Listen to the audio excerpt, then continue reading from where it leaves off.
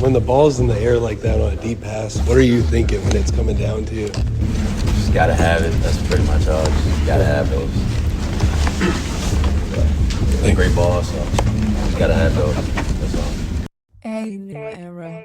Ballin', so I dunked on it. I popped the laid on that couch, and then I sunk on it. Slurry and lane, drunk on it. Ballin', dog dang, dunk on it, dunk on it, dunk. Nick here with another segment of Terp Talk Tuesday. Hey, in the beginning there, that was me talking to Corey Dychess. Man, he went off on Saturday.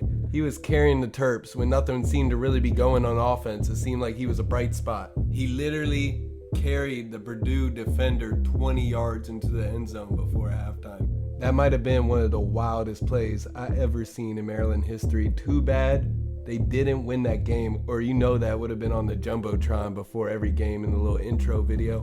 I got something to say though before I really get into the show. The Big Ten refs. It seems like Maryland doesn't even have a home advantage at home. And since Coach Locks can't go after them, I will. The Big Ten refs suck. I hate them. They need to be fired. Bye-bye. Get some high school ones. And what's up with Purdue having all these six-year seniors? I really went in on Aiden O'Connell, but literally they have 6 in their starting lineup. So between 6 players, there's 36 years of playing experience with these guys. They should have a freaking handicap going into the game. Like Purdue has to win by 6. It's like, nah, but it is a little ridiculous. On Maryland's starting lineup, there isn't a single 6-year senior. So as a Maryland fan, you gotta be happy. Purdue on paper should have really came out. They should be one of the best teams in the Big Ten. So when they came out and competed with us and beat us, it's not that big of a shocker. I do think Coach Locksley said all the right things to the guys after the game though.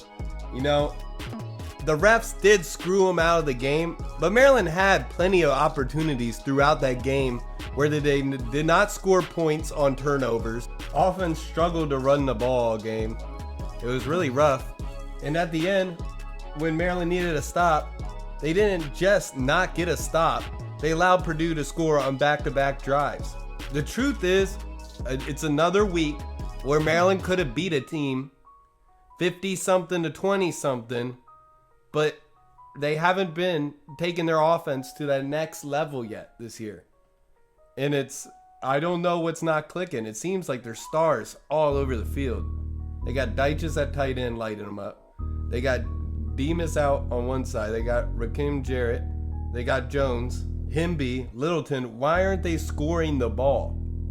Like, Maryland should really be putting up 50-something points on some of these people. It just seems like just on the key plays, Maryland is not hitting. But all the other aspects, Maryland's playing great. It's just blowing key play after key play.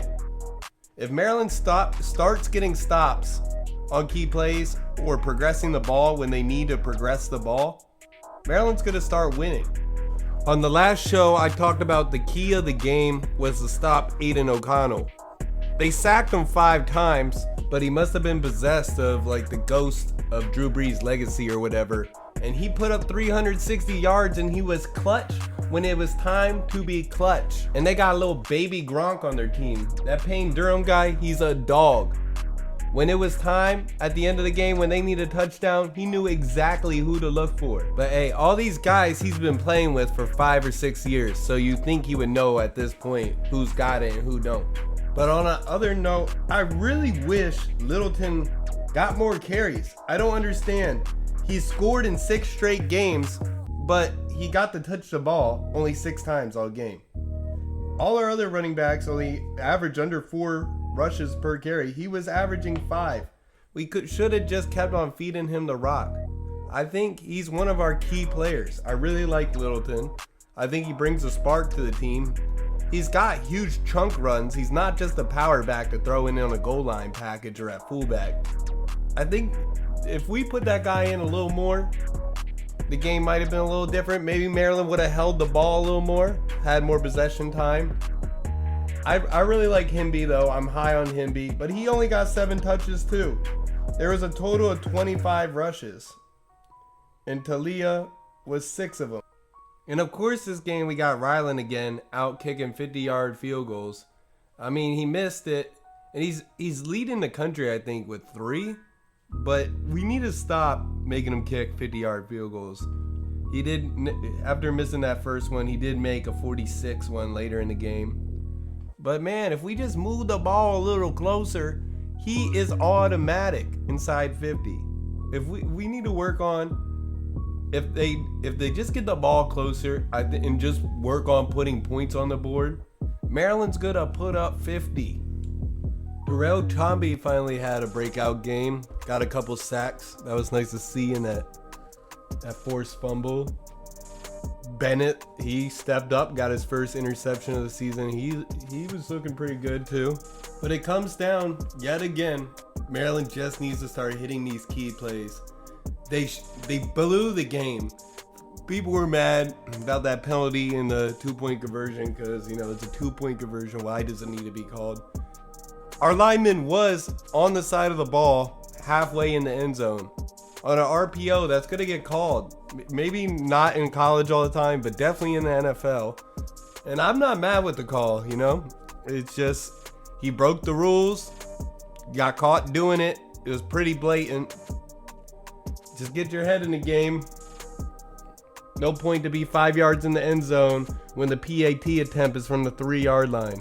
I would have liked to see Talia maybe tuck and run when they were at the 7-yard line on that 2-point try, because he did kind of force the ball in there, but there were defenders closing in on him, so I don't know, you can't really beat yourself up too much on that play.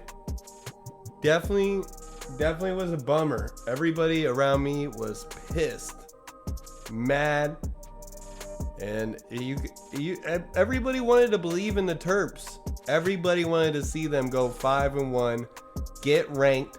And I think if you're Maryland and you actually got the fans believing in you, hey, that's something to be glad about. But if they're gonna keep this type of fan support in this Indiana game, I'm gonna say it again. They need to put 50 points up on them at least. 50 points would be great. They need to hold them to 17 points. If they do a 15 to 20 win, Maryland's going to get consideration again to be ranked. Now, if Maryland comes out here and has they win this game, but they only win it 31-29 like they do every win, it's just not going to cut it. Maryland really needs to just straight up dog a Big Ten opponent. They could have dogged Purdue if they hit on some of those key plays, but they're really going to have to. Indiana's bad. So if Maryland doesn't show up against Indiana, that's scary. If Maryland loses to Indiana, I would start worrying about even being bowl eligible. That's how bad of a loss to them would be. But they have 2 easy games coming up, so we will see. Northwestern isn't a complete joke. Their offensive tackle, I can't think of his name offhand. I think it's Peter Skrzynowski.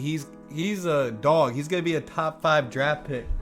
So there is no sleeping on that. Maryland's got to watch out. They got a top 5 draft pick on their team. So Northwestern, they got some ball players, but they suck. So let's just not sleep on Indiana this game and not sleep on Northwestern. Get some wins, be 6-2, be bowl eligible. Then from there, if you're bowl eligible for the rest of the season, you're just getting a better and better bowl game. So I don't think Maryland's playing for a college football playoff or even the Rose Bowl anymore.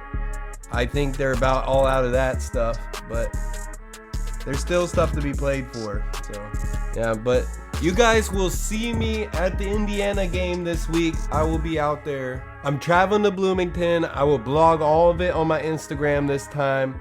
Follow me at DMV Sports and News on Instagram, DMV Sports Plus on Twitter. And yeah, just follow my journey out there. I'm going to go hit some food spots with my family. Check that all out. I will be at the press conference for the Terps today, so watch out for that. I'm going to have a lot more content for you guys. Press subscribe to my YouTube. Lock in. You're about to get a lot of Terps content.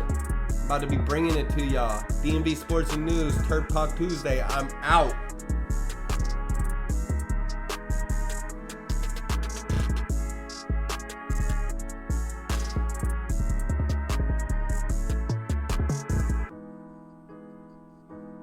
When the ball's in the air like that,